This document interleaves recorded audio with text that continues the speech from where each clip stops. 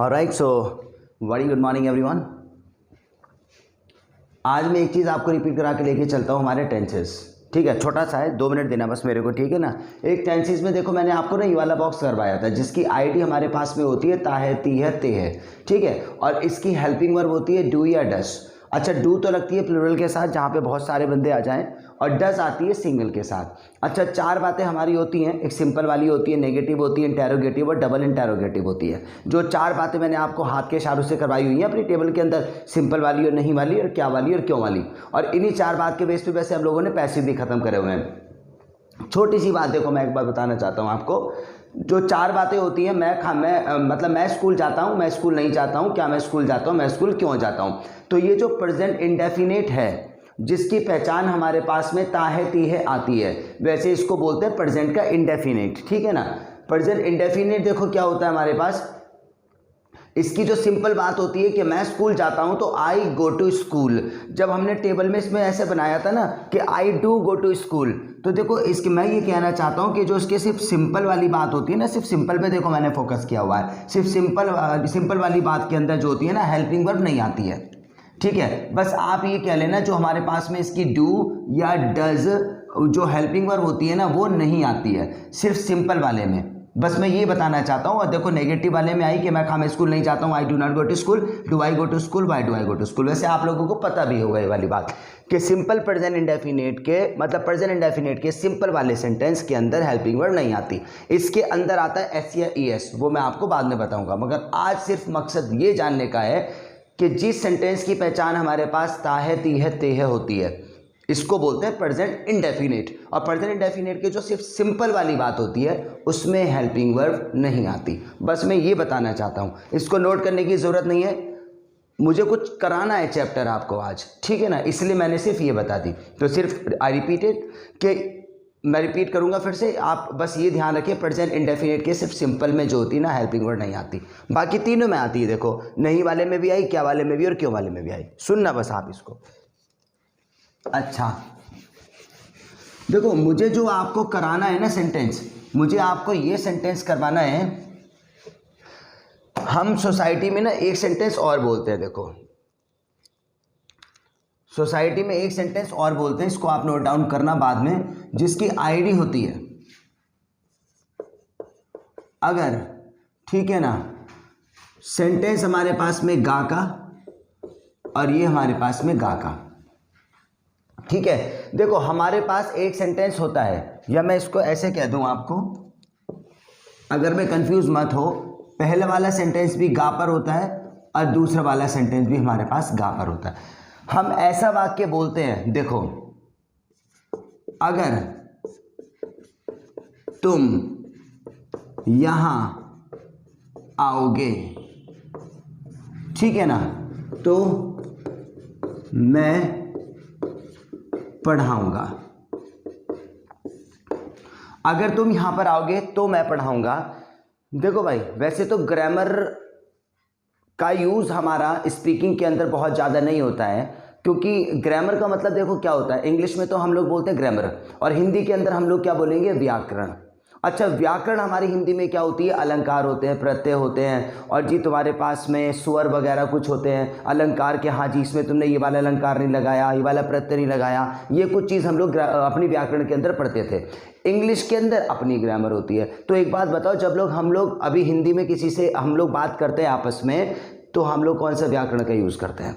या जब तुम हिंदी में बोलते हो किसी बंदे से, आप नॉर्मल हिंदी में बोलोगे, चल भाई तू इधर आ जा, ठीक है, तो हम उससे कभी भी नहीं टोकते वहाँ पर कि तूने हिंदी में व्याकरण नहीं लगाया यहाँ पर, या तूने ये वाला अलंकार यहाँ पर नहीं लगाया। तो हिंदी में हम लोग कभी भी किसी को इंटरप्शन नहीं करते। तो यही बात हमारी इंग्लिश में होनी चाहिए वैसे, ठीक है। इंग्लिश हमारे पास एक लैंग्वेज है, सामने वाला समझ पा रहा है, दैट्स वेरी मच ओके, ठीक है। चलो फिर भी मैं आपको ये बात बताता हूँ, देखो ये भी थोड़ा सा ग्रामर का पार्ट है।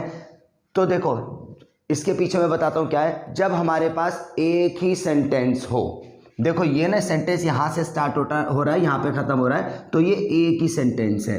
तो जब हमारे पास में एक ही सेंटेंस हो जो 2 सेंटेंस का कॉम्बिनेशन हो, देखो 2 सेंटेंस का कॉम्बिनेशन है, अगर तुम यहाँ पर आओगे, यहाँ पे ख़त्म, तो मैं तुम्हें पढ़ाऊँगा।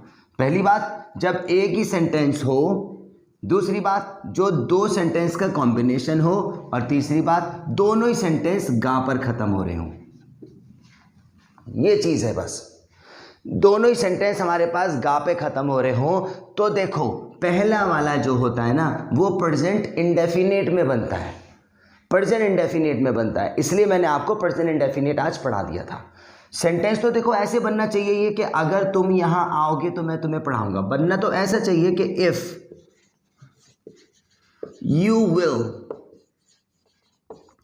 come here then I will teach you। देखो बनना तो हमारे अकॉर्डिंग ऐसे चाहिए क्योंकि यही इसमें लिखा हुआ है, मगर कहते हैं कि ये वाला सेंटेंस ऐसे नहीं बनेगा, पहला वाला जो होगा ना प्रेजेंट इंडेफिनिट में आएगा। तो इसको रियल ट्रांसलेशन क्या बनेगी हमारे पास में, अगर तुम यहां पर आओगे तो ये बनेगा इफ यू कम हेयर, ठीक है ना, तो then I will teach you.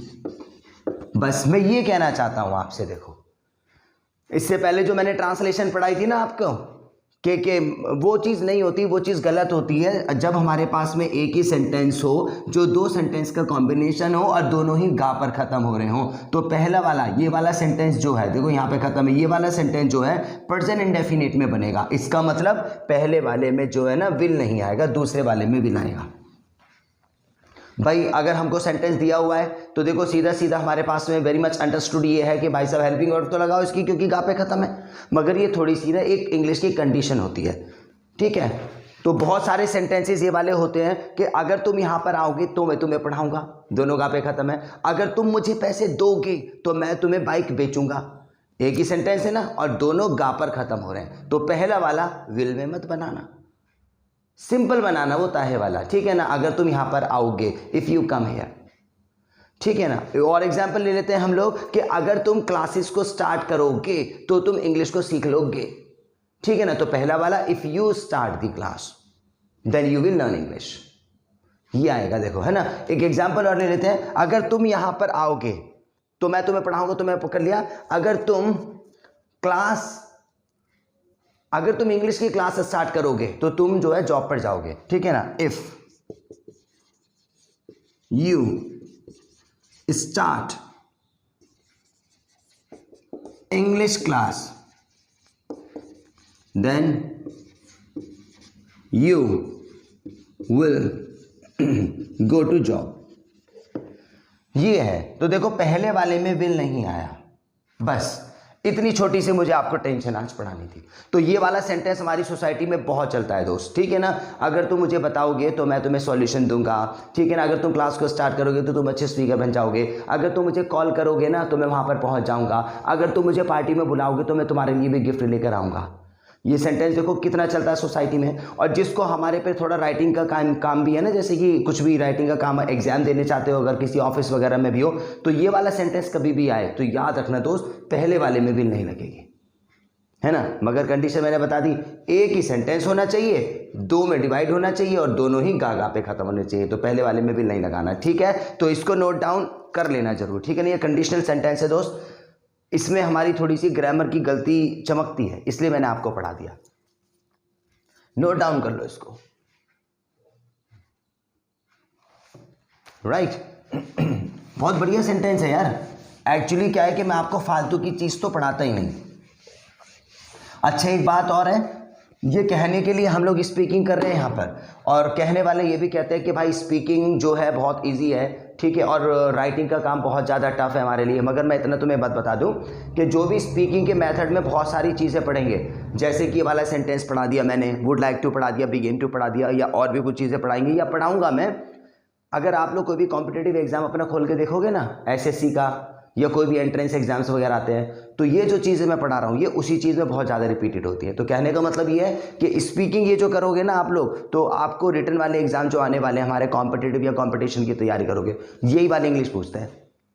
देख लेना, ये वाला सेंटेंस लिख के पूछेंगे कि if you will come here I will teach you, दूसरा ऑप्शन देंगे if you come here I will teach you, if you are coming here, बताओ कौन सा सही है। तो हमें पता होना चाहिए कि जब भी हमारे पास में अगर से सेंटेंस एक बड़ा हो जाए, दो में डिवाइड हो जाए और दोनों गा पे खत्म हो, तो पहले वाले में विल नहीं लगता, है ना। चलो अब वोकैबुलरी स्टार्ट करते हैं दोस्त। अपना रजिस्टर जरूर तैयार करते रहना, मेरे पास में भी है। क्रश माने होता है कुचलना, ठीक है। स्टर्ड साइंस का वर्ड है, भड़काना। और ये है हमारे पास में फ्रैट, फ्रैट माने होता है चिंतित। राइवल, राइवल माने होता है दुश्मन, दुश्मन या प्रतिद्वंदी। कॉमरेड माने होता है पक्का साथी, जो हमारा दोस्त बोलते हैं, आज के बाद फ्रेंड मत बोलना, कॉमरेड बोलना। अच्छा, डिस्पेयर माने होती है निराशा, बहुत ज़्यादा निराश हूं मैं। स्लम माने होती है हमारी, देखो, गरीबों की बस्ती। गरीबों की बस्ती मतलब, या स्लम एरिया मतलब बहुत ज़्यादा जहाँ पे फैसिलिटी ज़्यादा ना हो। और वेगर ये होता है मजदूर। स्पेकुलेट, ये बड़ा अच्छा वर्ड है भाई।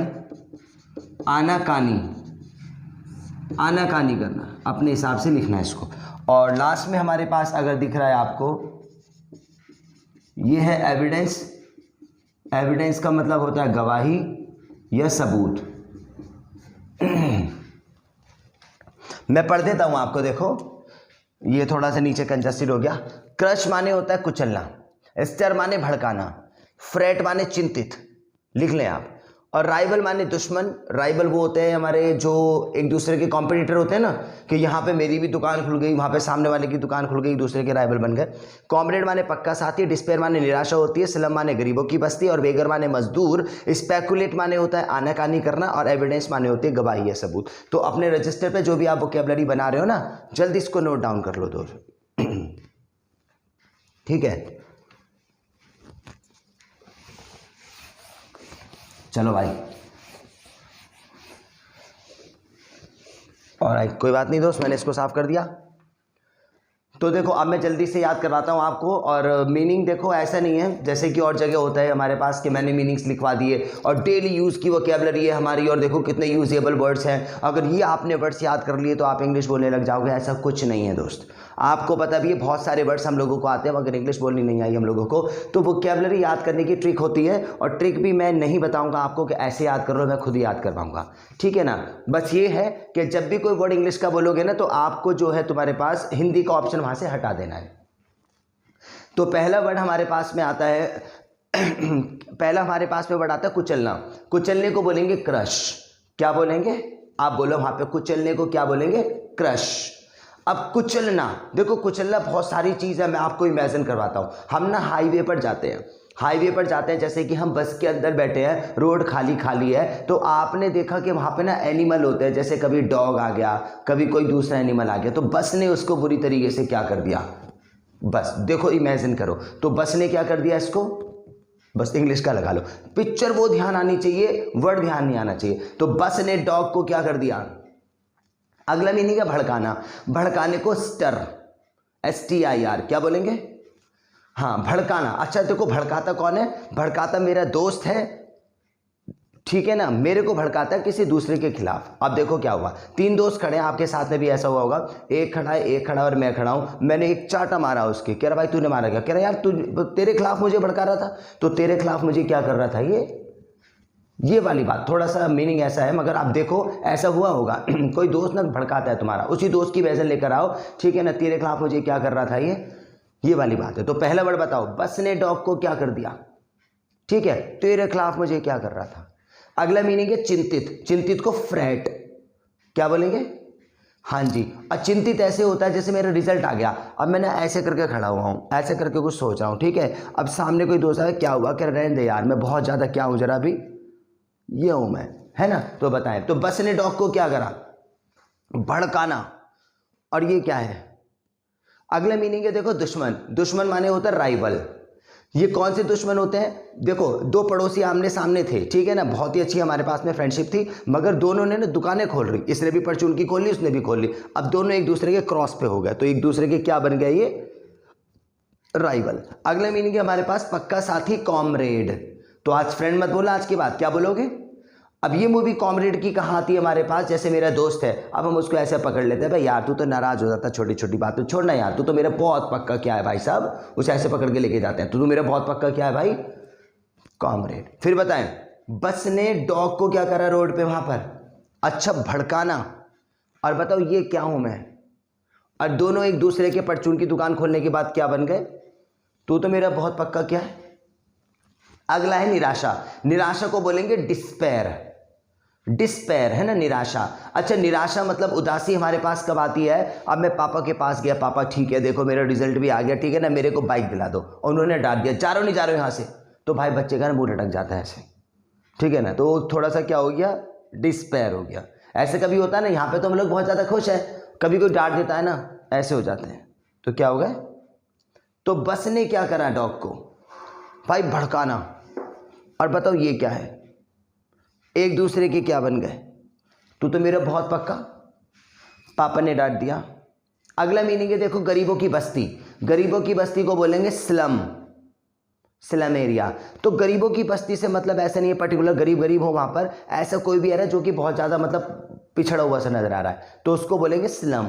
तो आप खुद इमेजिन करो, आपने आसपास ऐसा जरूर कोई ना कोई एरिया देखा होगा, वैसे तो किसी भी पॉश एरिया की स्टार्टिंग ऐसे होती है कि वहाँ पे ना झुग्गी झोपड़ी ऐसी लगी पड़ी है, जैसे वो रह लेते, रिक्शे रिक्शे वहाँ पर खड़े हुए हैं सारे, तो दिमाग में इमेजिन करो कहाँ देखा है ऐसा एरिया, उस एरिया को देखो और ये बोलो कि ये कौन सा एरिया है, स्लम, है ना।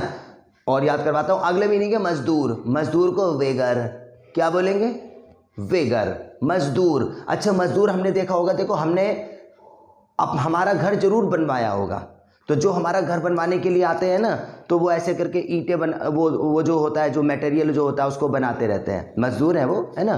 तो उन्हीं की मूवी में इमेजिन करवाना चाहता हूँ। अब उनका काम क्या है, मैंने कहा जो ये ईंटें रखी हुई है ना, इसको ऊपर पहुँचाना है ना भाई। तो देखो एक ऊपर बैठ जाता है, एक नीचे खड़ा है, तो नीचे वाला फेंक रहा है, ये ले पकड़, ऊपर वाला पकड़ रहा है, फिर ले पकड़। तो ऐसा आदमी आपने कहीं देखा हो तो उसके दिमाग में डायरेक्ट इमेजिन करो कि उस बंदे का नाम क्या है, वेगर, है ना, वेगर है भाई, ध्यान रखना बिल्कुल, हमने देखा होगा आस पड़ोस में, नहीं तो हमने अपना घर जरूर बनवाया होगा। तो फिर बताएं, बस ने क्या करा भाई, भड़काना, और ये क्या है भाई, एक दूसरे के राइवल, मेरा पक्का क्या है, पापा ने डांट दिया, और वो जहां पे रिक्शे खड़े हुए हैं और ईंटें फेंकने वाला। अगला मीनिंग है आनाकानी करना, ये बहुत बढ़िया वर्ड है, आनाकानी करना मतलब टाल मटोल करना, उसको बोलेंगे स्पेक्यूलेट। अच्छा वर्ड है स्पेक्यूलेट, है ना, हाँ जी, आनाकानी करना। अब पता है क्या, मेरा दोस्त मेरे पास आया, पैसे लेके चला गया, यार मेरे को प्रॉब्लम है, मैंने भाई ले ले चल ठीक है। अब जब भी मैं उसके पास जाता हूँ तो पता है क्या, आनाकानी करता है, स्पेक्यूलेट, कि भाई आज दूंगा कल दूंगा, आज दूंगा कल दूंगा। तो ये वाला काम करना, क्या कर रहा है वो मेरे को, मेरा फिंगर देखो, आज कल क्या कर रहा है, स्पेक्यूलेट। फिर से बताएं, देखो भाई, तो बस ने डॉगी को क्या करा था, भड़काना, और ये क्या है, एक दूसरे के क्या बन गए, मेरा पक्का क्या है, पापा ने डांट दिया, भाई जहाँ पे रिक्शे खड़े हुए हैं, और ये ईंटें फेंकने वाला, भाई आज दूंगा पैसे कल दूंगा पैसे, आज दूंगा कल दूंगा। हाँ, अगला मीनिंग है देखो गवाही, गवाही है सबूत, तो एविडेंस, ये तो आपको पता होगा, मुझे पता ही है, ठीक है, पता ही है, मुझे पता होगा। कोशिश ये करते हैं कि अब नए नए वर्ड्स लेकर आओ, देखो मुझे प्रॉब्लम नहीं है दोस्त, मैं तो कहीं से भी बड़ी टफ वर्ड्स लेकर आ सकता हूँ, मगर नहीं, कराएंगे वो काम जो आपके लिए ज़रूरी होगा, ठीक है। तो गवाही को क्या बोलते हैं, एविडेंस। तो देखने की कोशिश करो, मूवी में देखते हैं हम लोग कि जज साहब बैठे हुए हैं, यहाँ पे कटघरा है, यहाँ पे कटघरा है, लकड़ी का जो होता है, कटघरे में आदमी को बुलाया गया, क्या देने के लिए, एविडेंस, कि हाँ जी क्या देने के लिए आया वो, कटघरे के लिए, क्या हो मूवी दिमाग के अंदर, ये किस में आया बंदा, क्या देने के लिए, एविडेंस। तो एक बार फिर से कर लेता हूं मैं, तो बस ने डॉग को क्या करा भाई, भड़काना, और ये क्या है बताओ, एक दूसरे के, मेरा पक्का, पापा ने डांट दिया, लोहे का पुल, लोहे का पुल नहीं, जहां पे रिक्शे खड़े हुए हैं, और ईंटें फेंकने वाला, भाई आजकल आजकल आजकल, और कटघरे में आया क्या, ठीक है, नो प्रॉब्लम दोस्त। तो आज की क्लास में मैंने आपको क्या करवाया, देखो एक वोकैबुलरी याद करवाने के लिए मैं पीछे की रिपीट करता हूँ, फिर रिपीट करता हूँ, और देखो तरीका बहुत बढ़िया है दोस्त, मैं तुम्हें पहले बता रहा हूँ कि जो वोकैबुलरी में मैं आपको पिक्चर इमेजिन करवाता हूँ ना, देखो भाई क्रश, कुचलना, कुचलने को हिंदी से याद मत करो, क्रश बोलते हैं, दिमाग में इमेजिन करो। अब वो चीज़ इमेजिन होती है जो मैं पिक्चर वो लेके आने की कोशिश करता हूँ कि आपने पक्का देखा होगा कहीं ना कहीं, समझ गए ना। अगर आपने डॉग को नहीं देखा हो ना तो हमने रास्ते पे चूहे को कुचला हुआ जरूर देखा होगा। ये मैं डिस्कस्टिंग बताना नहीं चाहता था आपको, है ना, वरना करते आए है ये वाली बात है हमारी, ठीक है। तो और देखो अब मैंने सारी वोकैबुलरी करवा दी, मैंने बहुत सारी वोकैबुलरी ना हमारी डेली क्लासेस के अंदर होती जा रही हैं, और आपको और हमें पता है कि हमारी क्लास रेगुलर चल रही है, और अब मैं पुरानी सारी वोकैबुलरी सुनता हूँ आपसे। मगर देखो आज मैं आपसे नहीं सुनने वाला।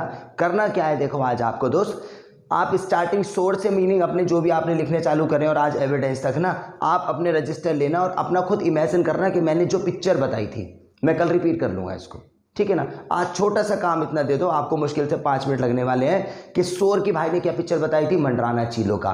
गलने की क्या पिक्चर बताई थी, कैंडल की। निगलने की क्या बताई थी, मैं च्युइंगम को निगल गया। कंजूस की ऐसे बताई थी अपने दोस्त की, चल पे पैसे के मामले में क्या है। गडरिए का मैंने शेफर्ड का आपको वो इशारा बताया कि हाँ जी वो सूर्यवंशम कोई मूवी थी उसके अंदर वो गडरिया बन जाते हैं। हाफने का खो खो खेलते खेलते हम लोग हाफ गए थे।